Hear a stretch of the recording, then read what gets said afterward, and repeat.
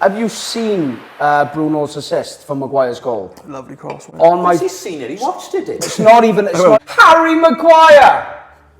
That was a counter-attack, was it? It was a set piece. I want to get back to Kirkes. I take your point on him that he's flying forward. My biggest... I mean... He does fuck all when he's up Valley left back.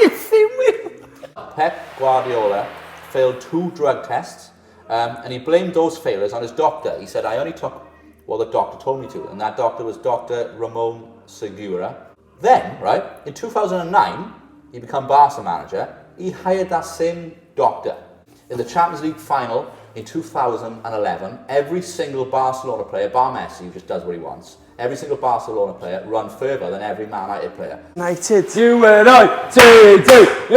have a tip for a boat. Why don't Flucky, Schnucky, fuck off.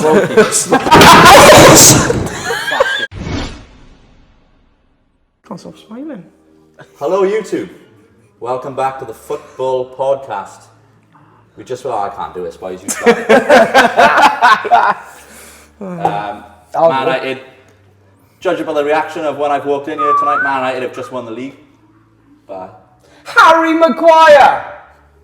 I tell you what, we'll get to it, yeah? We'll get to it because... He's panicking! We're prolonging it. If anything, we should probably talk about it now, but nah. What else we got to talk about first, boys? We've talked about maybe yesterday's results, and Ange is gone again. Again.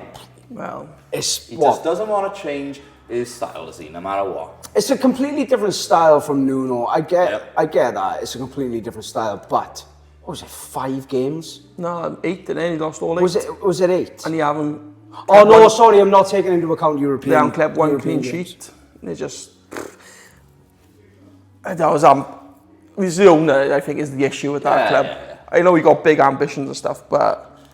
Hacking out, like... It's not big ambitions when you're giving somebody 8 games, or is it? No, but it was never going to work. Like, there's a reason Spurs got rid of him, even though they won the Europa League. Yeah. Like, would any other club taken him on? If what he should have done, if he had scored the Crystal Palace, he won Glasner.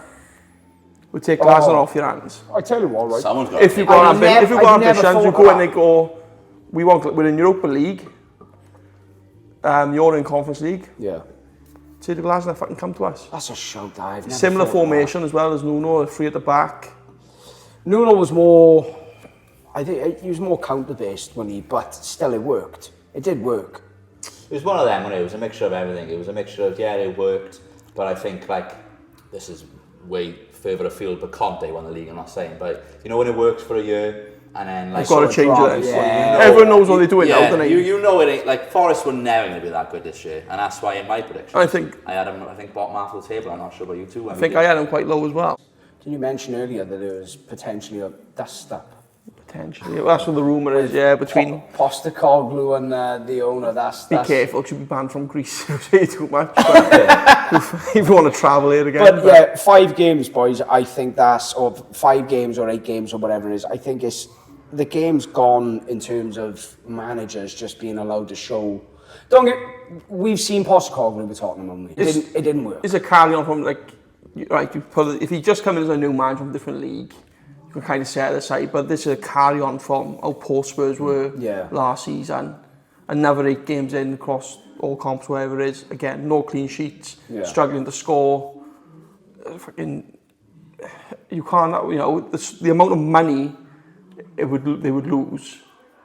It's going to be mental the way they'd be fucked. Yeah, because they've spent so much. They're giving.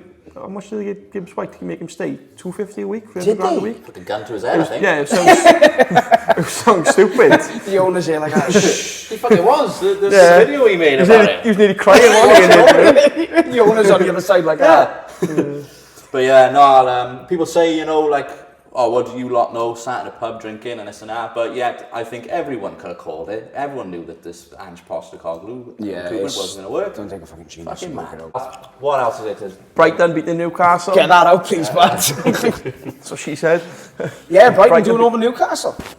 Good goal from Voltamede, mind. I'll give him that. I haven't watched the clips back, but I seen the result, and it was 2 wins in 8 games for Newcastle. I think they're a struggling club, and they are struggling. And again, though, there's not so much media focus on them. When they're doing well, They all talk the sports, hype, Sky you know. Sports, but now they're fucking bumming around where they should be. Again, no one wants to know. And Newcastle, we've mentioned this before, but I'm going to bring it up again because I'm fucking fuming today. What the fuck is all this about? Woe be us, it was always going to be a tough season. Oh, blah, blah, blah. Oh, it's not fair. You've lost one player. That happens. Just because he's gone. And by the way, he's been shit. Anyway. Do you want him back? Will he fucking pay you? How much do you want for Wolfmead? Wolfmead. Anyway, my point being is, what is this fucking victim mentality all the time from? Whoa. Fucking hell, you've lost a player, we've lost Diaz, we've lost Trent, get on with it. Fucking hell. Bearing in mind now, you've got Ekatike, you took Isak I off know, him, but just can't be. and then you got Kirkes, Frimpong, Wirtz, fucking, was he 0010 now? 0010. 010. It don't make sense, does it? Oh, sorry, 0.010. He's adding decimals on. He's fucking schneizing, mate. And I called flop. Ekatike, though, should have started him. We'll get on to that now. Go on then, fuck it. Let's do it then. The game earlier. Yeah, go on. Do you want to get off your airline? Yeah. No, keep that on it. It's a lot of pressure on our fucking head he was. Looks like a lollipop dropped on the floor, man. Fucking sticky. Just picked up everything. Off the carpet. Going on the way. I got a dog. What the fuck is this? Bit of gum under the table, what? But, What do you want to say about it first? Go on, Right. get off Come your on, chest. yeah, go on, you go on. You say first. right, what I will say, I don't know what to say about it, guys. I just think that could have been anyone's game, basically, and that's been Liverpool's problem, that it could be anyone's game, and it has been. We've won some at the end, and yet the other team has won some at the end, and that being Chelsea, that being Palace. What was the other one we lost? Right, Completely flipped now, aren't they, and then United. The control that we had in games is gone, and that's what's costing us. Also, one last thing I will say before you two come in, I think a big quality issue as well. Last game and this game. We're in the right areas a lot. Salah, you got Salah in them positions last year. He's winning a game for you. Gakpo, you can say he's unlucky, but when you hit the post 3 times, that's not unlucky at the end of the day. Again, that's a quality issue. The amount of crosses that came in just went straight into the keeper's hands and straight out of play. Even just first touch, stuff like that. So I think, there's a shape issue and there's a quality issue as well at the minute. Do you want to go first or shall I? Go on, you say what you I'll want go to say. first. I think, right? I just say the podcast has been going for a few months now, and this is you've been waiting for a while. I've had it good. To be I've been fair. waiting 9 years, I think, to have a game won at Liverpool. Yeah, actually, no, it is. It's 9 years. Yeah, it's United's first. All right, then trivia question. What was the game? One mad that. No. Was it? I thought it was. No, Rooney Fellaini, wasn't it? It was. Rooney Fellaini. I know the one game. mad, the one where he scored the bicycle, the old red that was bicycle. before that. I think it was before. Yeah, the last I think it was one. the year I before. think it was Klopp's first. Because I think we done them 2 years on the bounce at Anfield, and I think That was under Van Gaal, wasn't it? That was Van Gaal. And then it was the one after. The other one after was probably Van Gaal. No, it was Van Gaal, because Van Gaal was unbeaten against Liverpool. There we are. Yeah, he was. He had a good record against Liverpool. He had a good record against Liverpool. Anyway, what it was, it was, you said Rooney Fellaini, it was Fellaini had it at the Because bar, Rooney celebrated like that. and then, I don't know how he celebrated. Well, I remember, so. Fellaini. And I only know because Megadeth told me. You got ahead of it like I can't now, no? Marwan. 2004 Rooney. No, Marwan, I'm on about. Oh, Marwan. Oh, Rooney. Fucking wall again. I know, receding I'm on about. Bit of both, we got them all going on. Alright, because I've got enough going on at the minute with the footballer now. Now you're fucking coming up my A-line constantly. Right, sorry. Right. I think, generally, it was a good game. A good game in the sense of it was so open, especially from like the 65th minute onwards. It was just fucking end to end. If you're a neutral watching the game, you're enjoying the game. But in terms of quality in the game, it was fucking shit. Stupid, wasn't it? It was shit. Both teams. Because United, right, every time Liverpool were on the ball, and this must have been from like the 15th, 20th minute, United were just basically in their final third, in a defensive sort of shape, and I was just thinking, why isn't anyone pressing on the ball? There's no one. I think that's because they didn't fear what. Yeah, but You're good on the counter attack, Liverpool had the sure. chances though. No, but they're good on the counter. Like that one, Gakpo went through at the post is a counter attack. Yeah. The first one. That was a good pass from Salah. I gave him that. When you did box us in, like you said, you were doing a lot of crosses. To let Maguire, they eat them up. And then Lemans, whatever the fucking hell say, he's not buying it now. He's not on that. No. He's coming out, he's claiming stuff. He's getting a fist on and getting out the box. Absolutely love that. And they just it all up, do you know what I mean? I don't think you're going to, even Gakpo's head, fuck me. Oh my God. You can let that fall to a winger because that's what happens. Yeah, do you know what I mean? Oh, I don't mind. I think I Mate, it's a free header. Can I just reiterate? Have you seen Bruno's assist for Maguire's goal? Lovely cross, wasn't it? On my, Has he seen it? He watched it, did he? I think the difference for us now this year, like I said, pre-season predictions, we've got goal scorers on the threat now, proper threat up front. And way more, we don't score our chance last year. If that's Garnacho or fucking whoever else has it. No, I know. They fucking put it wide on every Just trying to touch. keep a problem, Yeah. Then Cunha second half, he's outstanding, picking that ball up. He wants to get on the ball. Yeah. And he don't care if you got to play up his arse. I think it was a turn right on the edge of the last 2 minutes. I seen it. Turned and then passed the ball come back and cut back and went. And we ain't getting that last year. The quality is so much better. I always think we're going to score. We've But always you know got what a that is chance. though? He's fearless on the ball. And this is what I think a lot of, especially the front three last year, he is fearless. He will drive at players, but he'll hold the ball up and try and take the player on and just try and... Even when Sesko come on, he didn't have a lot of involvement. But when that ball goes up to him, he brings it down, he controls it, it's onto his chest. Van Dijk, I don't know what he's doing with his defence. Right, that fucking first can goal. we touch on that? What's he doing on that, when we scored that first goal? I think United did target man Van Dijk's side. Because Kirk has been stinking, and so Van Dijk doesn't like to defend that space. Yeah. But he's 34 as well. I know, I don't think he used to be 34, but I just say... He done a number today, man. He done all right. Against them, way more wants to get on the ball pace, or if Cunha switches over, that's a nightmare, like you said, 34 to be trying defending that. Because Kirk is like, you've got your own opinions on him, but he's been terrible since he signed for you. Again, I said to you in the start of the season, you've gone to attacking it. All your Frimpong, a wing back attacking full back. Not. Do you know when you say about it, right? Yeah, but you put him on the wing instead of Salah. Yeah, I looked. He's there from right back. Yeah, I looked at that first half today. Kirk right, he's there was about twice the gap to fucking. Yeah. There was about 7 players up in the United final third, and I was thinking, That's what I mean, it's gonna go if United, I said it to you in the week, if United counter with Ahmad, although they had fucking Dallow on left wing back, if United could counter on that, Liverpool is so exposed because every single fucking man and their dog, apart from probably your back four, is forward. Well, they were. Neville said, to be fair, obviously you couldn't hear the commentary because you were too busy up Meghead's arse. He was up your arse, apparently. Well, I was shuffling him off, he was tickling my balls, you know. The Maddox, we 1-2-1. Stick that in your pot and smoke it, you fucking cop-in wankers. Yeah, I forgot what I was going to say now, did you? No, sorry, bud. Gary Neville's commentary. Neville was actually saying that the way Liverpool have gone is 50-50. Liverpool are obviously going to create a chance because they're going to just overload United, they're going to overwhelm them, but at the same time, if United are precise on one counter-attack, they're going to score as well. So it was always going to be a 50-50 game. When you start playing like that, but actually it wasn't a counter-attack, was it? It was a set piece. I want to get back to Kirkes. I take your point on him that he's flying forward. My biggest... I mean, he does that's a fuck all great when he's up Valley left back. As a guy who knows how to play left back, and you all know what happened, I would have took Midgey's place at left back for the next 20 years. I know that position, right?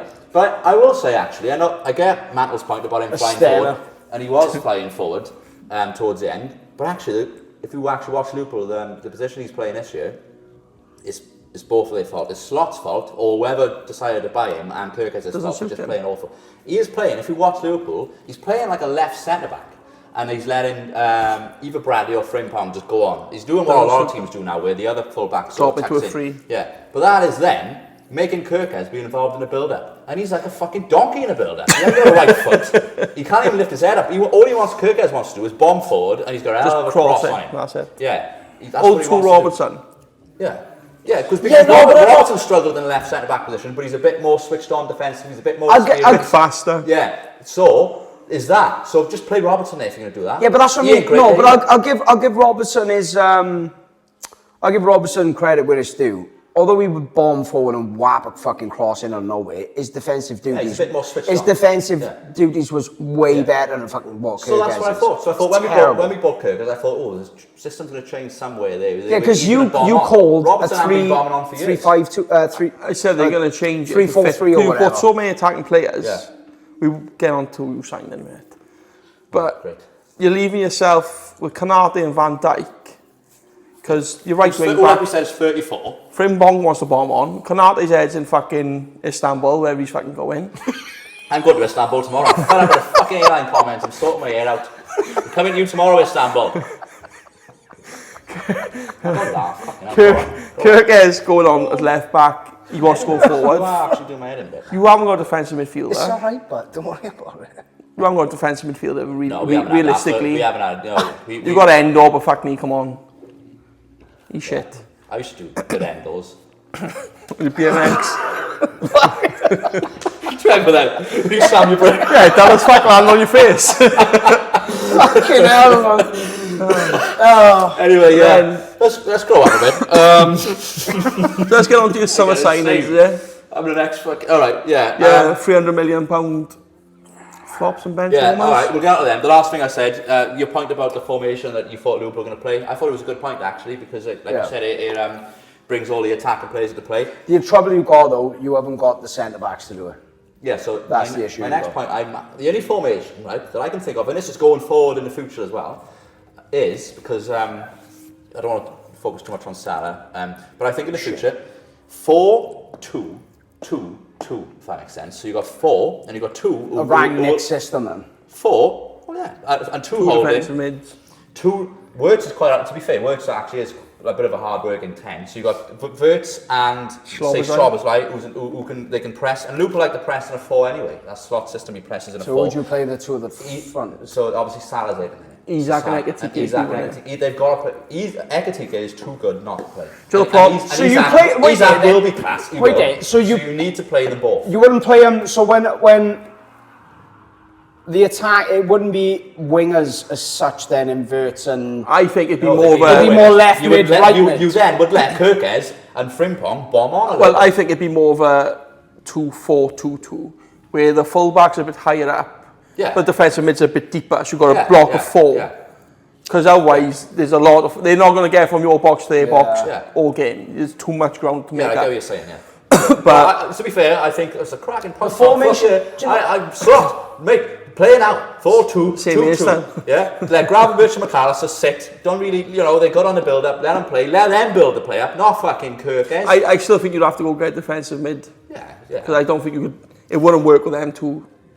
Because McAllister again more attacking minded, and Gravenberch is more from his Ajax days. Build up. He's a deep line. He's brilliant, man. Wouldn't you put Szoboszlai there over Gravenberch maybe? No, Szoboszlai is he's an attacking player. I don't pay attention to Liverpool as much, so I don't know. Szoboszlai is good. He is good, man. And sure, he's a brilliant. Yeah, but who do you sign him from? That's another one, man. Szoboszlai's got to be in the team as well. Who do you sign him from? Leipzig. Leipzig, yeah. I'm sure he's a 10/right wing or left wing for it. He's a forward player. Right attacking inside 10 or whatever. Yeah, he's an attacking player for Hungary. He plays as a 10. Yeah, Hungary. Yeah. I don't think you could have him as a defensive midfielder for a full season. Maybe the odd game against a smaller team. I would say it is with a formation change. It might just work. It might, but at the minute it's clearly not. And for me, Salah needs to be dropped. He does need to be dropped. And why the fuck you haven't started Ekitike when he's been flying? He's brilliant. He's been flying. And come on, it's going to take slot bollocks on it to turn around and say to Salah, you dropped this week, I'm going with Ekitike, Isaac, whoever else you're playing in your formation. Who knows? That might just be the kickstart where you just go, right, well... But that might be the kick up the arse. He needs to start playing. Do you mean? Because he got a new contract in the summer, didn't he? Yeah. Well, and he's been fucking terrible. I know we sat hard at the start of the year. That's the thing, yeah. The worrying thing is, even you said, the start of the season, I think his numbers again for our forward line is the best. The others have been even worse. Gakpo is more dangerous today, but yet he's still... They showed the he needs 5 chances to score 1 than Gakpo. I think they showed the stat. He's scored something like 9 goals in about 6 games and had an assist or something stupid downstairs when I was watching it. So he's probably... But many of them were penalties. A couple of penalties. Yeah, and what we're missing as well, last thing on Liverpool, because obviously I don't want to go on about it too much, is a massive thing we're missing. Again, you should play Ekitike and you kind of solve this a little bit. Pace. And people who can actually run at players and make something happen. Everything's sort of... But you had Diaz last year, Diaz got us up the pitch. To stretch a game for you. Yeah, no pace. Even Nunes, as bad as he was terribly out. But he'd run in behind. He'd stretch a defence, the fuck wouldn't he? But that's what was giving Salah space last year to cut in and all, because you'd have them bit of cunts like headless chickens. Yeah. and then open it stuff looked up. like for a him. one-man attack. Like, doing his work for him. Isak wants to be on the ball, really, doesn't he? He does. When you think about it, he wants to be on the ball and just run at the defence. That's what. Well, I mean, he likes getting involved. He had his doesn't one big chance today, and he is that good from what we've seen. I was just like, yeah, he's putting it on the bottom corner. And, Well saved. yeah, well, yeah, it was, but he didn't put it through. He did read him as well, though, didn't he? It's like he knew he was going to do it. Can I just say, did you see the chance when the ball was just dropping and bouncing at Salah's feet, and he was just looking at it for ages, and then he just went, fuck it, wellied it straight past the ball. No, what the hell? Weren't even close, was it? The specky little cunt in the crowd, like, whoa! What the fuck? I was like, Lad, watch me, lad! Fucking almost give me face, lads. These glasses are You going fucking cheeky cunt. that was Chris Pajak, that was. Right, we call that a day because I need a pint and a piss. Next section, and that's it then. Yeah, that's it. Wank. I will say as well, I did tell you at the start of the season. That's put me off my mad read. Yeah, come over, let it come.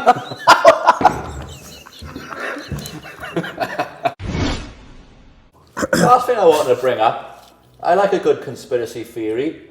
The pyramids. But is it? The pyramids, the COVID jabs. What's the other one? That's not conspiracy. Meg Red being sober. You had to see it. Gary Neville on his podcast was on about that he played some teams, so we're going to talk about doping, that he played some teams and he said in the mid-noughties, 2000 kind of time. Oh, wait here. Are you trying to make an accent? Are you Jamaican? This happens all the time. Every time I try Yeah, in the mid-noughties, yeah. Right, I'm not going to do with the accent this time, but basically he said that, in the noughties, that there were teams that I can't remember his exact words, so I'm going to kind of paraphrase, but he said that there was just something different. He said the energy levels, the fitness levels, the strength, he said it was just something different. And Roy Keane actually backed him up on it, and he's not going to fuck about with conspiracy theories and stuff like that. And I want to delve further on this as well, actually, because I've got some notes here, basically, and I'll start, actually, boys, with in my new book. So I'll start actually in my notes with Matthias Almeida, who played for Parma 2000 to 2002.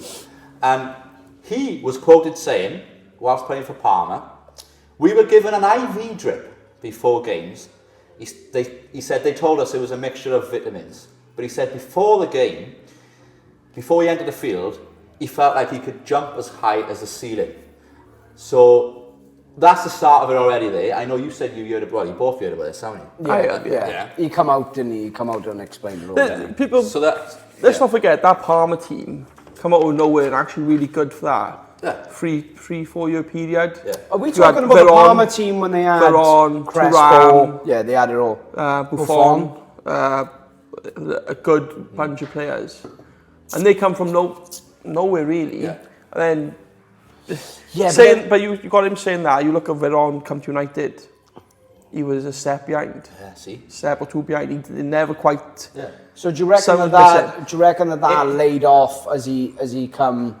But if you're not receiving it every day, by the time you sign in the summer, it's out your system, innit? So do you reckon that this is a case of the players? So this is what confuses me. He was told. So how did he find out that he was actually taking whatever supplement it was when he thought that it was just? Well, he didn't say what he thought it was, but they thought it was vitamins. It's the same as that Yeah, cycling cunt Armstrong. He knew what he was having. Yeah. It was an IV drip before a race. He'd go into his truck, lock the door. I don't know if you watched the documentary on him. No. Shut all the fucking blinds. He sat there with an IV drip for an hour.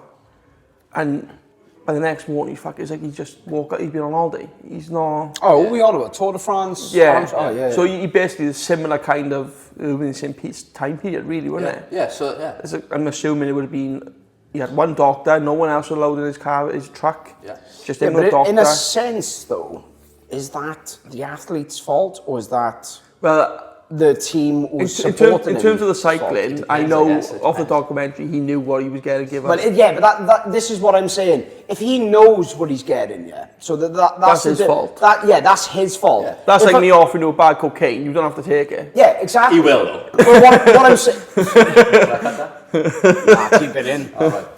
But anyway, I'm a supporter for it all. If you want to support me, every single person in South America, I'm here for you.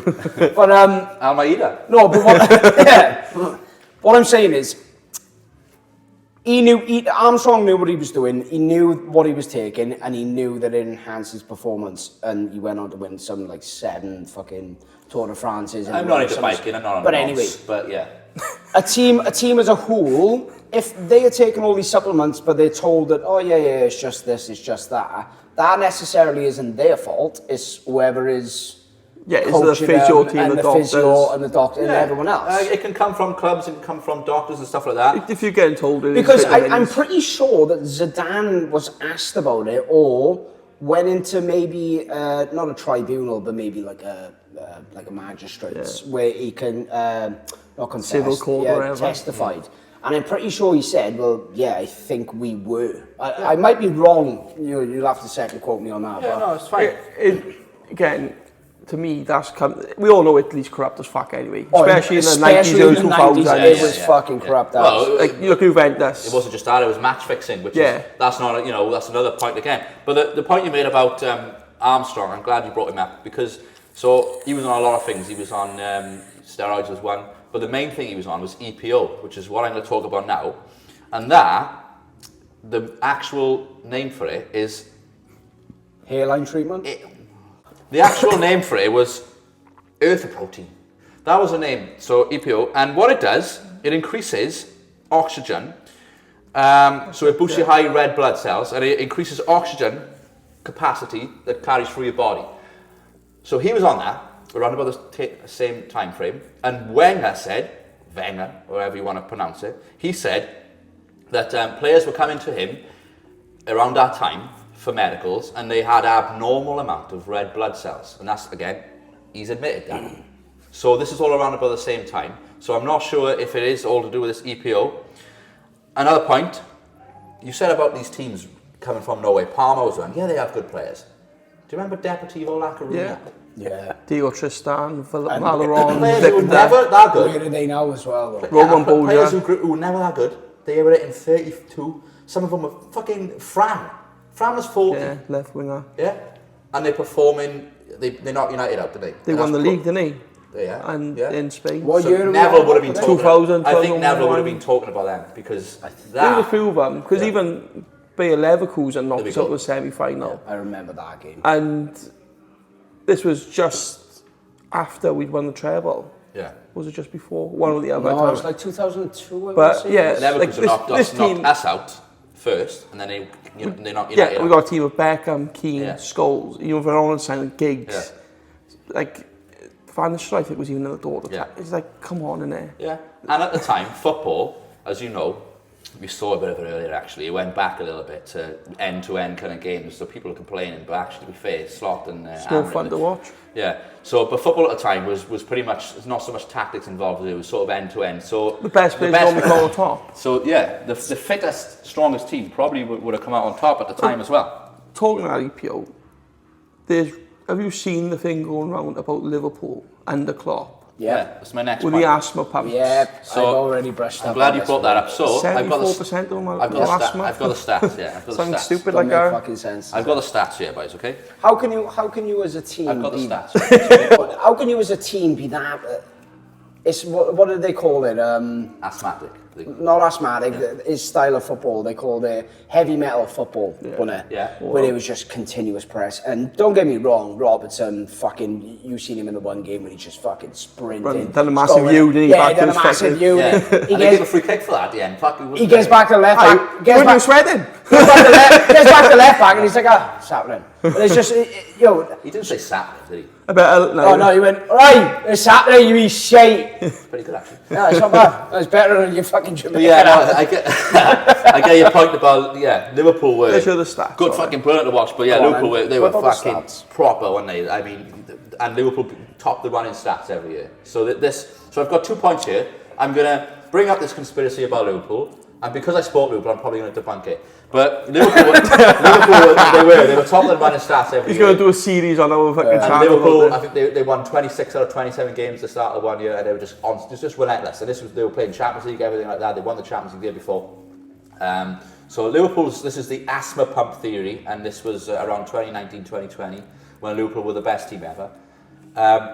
22 out of 35 players, that's 63%, were diagnosed asthmatic, which obviously then they were allowed to have an asthma pump, an inhaler. So, do you know what the UK average was at the time? The usual, and I think this is for a football team. Tom's coming with it. Was about 12% for a football? For the UK, it was something like 8%, I think, off the top of my head, from I can remember. It was really fucking low if you consider the amount of millions that live in the UK. I don't fucking know the numbers, but for them to have 63% up to 22 players. And then the UK is 8. And then the fucking 7 players went to the youth boys on the fringes. You tell me. And this is, I mean, there's no official stats I could find for this, so that's one point. Another point is people that have sort of looked into all this have said that the studies show that endless amount of puffs won't actually enhance anything. All it would do is speed your heart rate up, which basically would be detrimental. So how do we know what's in these asthma pumps? Yeah, if it's not necessarily the right... If there's something in these asthma pumps... They can change the whole chemistry. Oh, I got asthma. Oh, you're not going to be able to prove it unless someone comes out, but it's a bit... That statistic of 63%, well, you've got to say yourself is it's highly... It's the same with... It's probably going to be your next point. It's the same with Pep Guardiola when it was with Barcelona, Man City. It's the same. But I reckon doping is more rife than we probably know and understand. It's all under the table. It's all under the table. Right? I'm fucking fluck fight, so I don't give a shit, right? I'm training quite a lot, right? All right, since I met Megahead and you boys, I've had a few drinks up the arbor on a Sunday. But apart from that... But he's hard as fuck throughout the day. I work hard. He fights in the kitchen. And I'm looking at Mo Salah's body. All right. Been fighting well, I will say I'm looking at... Stop calling on my hair. Ronaldo. I'm looking at the players' bodies, right? And I don't give a shit. I don't care how good the diet is. I don't give a how fucking good, how hard they work. As, you know, Mattel, I'm not going to say this for you, because I know you haven't been in the gym, you fat prick. Mattel's been losing weight, Mattel's been in the gym, Mattel knows. I've lost weight. Oh, I was fucking scrapping right on there, you know, you Delcan. Don't look at me and blink like I... But yeah, no, anyway, back to it. So I was, half joking about going to the gym and stuff like that, but I don't care. There's people who work out, and the shape of these players, I just feel like it does seem enhanced. And the last point I made, dibs, the Pep. Yes. So this theory here. So, and the last one, quite interesting. In 2001, Pep Guardiola failed 2 drug tests, and he blamed those failures on his doctor. He said, I only took what the doctor told me to, and that doctor was Dr. Ramon Segura. Then, right, in 2009, he became Barca manager. He hired that same doctor. Now, why would you do that? And my second point would be, in the Champions League final in 2011, every single Barcelona player, bar Messi, who just does what he wants, every single Barcelona player run further than every Man United player, who, let's be honest, were a fit team at the time. Didn't Parks's son play that game? Well, we made 3 Champions League finals in a row, didn't we? So it's a good team, do you mean? And Parks's, well, they don't call him Parks London for fuck all. You got a fucking Bruni would run all through fucking... That's what I mean. We had runners in that game, and we got fucking run off the park. Yeah, the football was unbelievable. I'm not saying it's the best football I've ever seen, but you need to get that ball back as fast as they do. What was it? Not be it on a counter. What did he adopt? You need to be, you need these fitness He adopted the 3-second rule, wasn't it? If you lose the ball, you've got to try and retrieve it within 3 seconds. 6 seconds. And then, don't we said before, you're not allowed to leave your area either. Yeah. So that area, he said, if I come off my left wing and within a certain fucking yardage, he go nuts, he drop it. Yeah. You could have 4 players in that fucking area, but you've got to win the ball back on your own, because that's your area. Yeah. That's how sharp he used to... It's impossible. It's just impossible. And then when you look at City now, they've not so much now, alright, fair enough, okay. But at times they just seemed... Teams weren't getting shots against City. Go back and look at the stats. The roundabout, again, this was around about the same time as Liverpool, this conspiracy about Liverpool, and sort of 2019-20, when both teams were getting just ridiculous. They seemed too far ahead, didn't they? Yeah. Man City were actually not getting a shot against them. A shot! They were just... Something to think about, boys. It's something to think about. Oh, no, leave a comment. What do you think? Are we being conspiracy theorists? It'll never been proven, but Unless someone comes out and admits it. It could be your Zidane's or whoever the fuck it was in the past. It just comes out and goes. Well, they'll do it in 20 years when nothing's going to be done about doing it. So it'll be a long time coming. For me though, if that's the case and a player knows exactly what's going on within, say, the dressing room, and you're taking these peds, you should be fucking stripped. You should. For me, if they can do it in cycling, right? When Lance Armstrong's come out and gone, yeah, by the way, I was taking peds, and I won these titles on peds. They strip them off him straight away. Done at Juventus, the name of the match fixing. Why isn't this done in football? It should be done in football. If a team, I say a team, but if certain players within the team, anyone involved within the club who's caught cheating to that level, it should be worse than Ivan Toney's banned for fucking betting. Fucking right, He weren't match fixing. He's just betting on fucking. He's an addiction to betting. And but he was betting £1 and that, wasn't he? He wasn't necessarily betting thousands. That's the addiction. To me, he's not changing the game all. Because he's betting against his team to fucking, or his team to win. Where the fuck would he throw the game? He might try harder, but that's irrelevant. You can only get the ball to him. So he has 9 months for that. I bet Man City get caught with all these fucking charges now, getting what's happening with that. Ongoing. But where the fuck is that? That's gone like a fart in the wind, that have. Again, it's because they're an irrelevant club in the grand scheme of things. Do you know if I was Man United Liverpool? You would never every time they win, be like, oh yeah, well, you've won, blah, blah, blah. This is why there's levels. But this is why I got respect for Liverpool in a sense, is that at least they conduct themselves as a club. Do you know what I mean? They conduct themselves professionally. I've said this before. Don't. But yeah, it'd be interesting to see if anybody does ever come out, because you could. I forgot as well. Last one actually, players get injured and they're out for say 9 months, and they come back, and the amount of muscle mass they've gained. I know people are going to be in the comments saying, "Oh, it's because they've been out." And you could argue that though, because if the injuries around a certain area, building up the muscle mass. They probably are allowed a certain amount of. But I feel like when they're out, I feel like when they're out of the pool, obviously because they're injured, I feel like maybe they're not getting tested, and they come back, and then Valencia was one. Remember Valencia? You went fucking.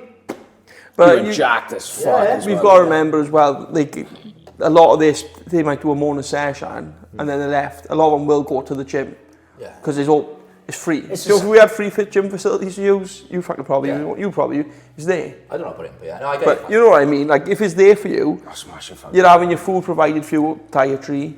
So I could see how you could gain muscle. Especially with this fit training, they got all the training programs set up for fucking dog's bollocks in it. Let's be honest. But like you said, the other bits where I think it's only so far you can push yourself to run. 100%, in a football match like that. Because it's not. I know people do fucking ultra marathons and all this shit. But the way they sprint against other people, you can't collect. You should all be about the same level. Yeah, but that's what I mean. Because they're all doing the same thing. You can't collectively as a team be all within the same fitness. It's some players are going to be lacking, other players are just going to be healthy and run. You can't tell me that Xavi, Iniesta, Busquets. Not one of them built like an athlete. Busquets is better. Not one of them built like an athlete. He's fucking 5'4" and one's 6'2". Yeah. And like they're skinny as fuck. It's like it don't make sense. They're all built like me. So bumping. That's good. I'd rather be fat than a skinny little cunt anyway. Like, subscribe, share. Yes. We're gonna come back to more regular. Uploading now. Football. Job done, guys. Football. United. United are the two for me with a knick-knack, paddywhack, give a dog a bone. Why don't Flucky, Snooky, fuck off, Fucking hell.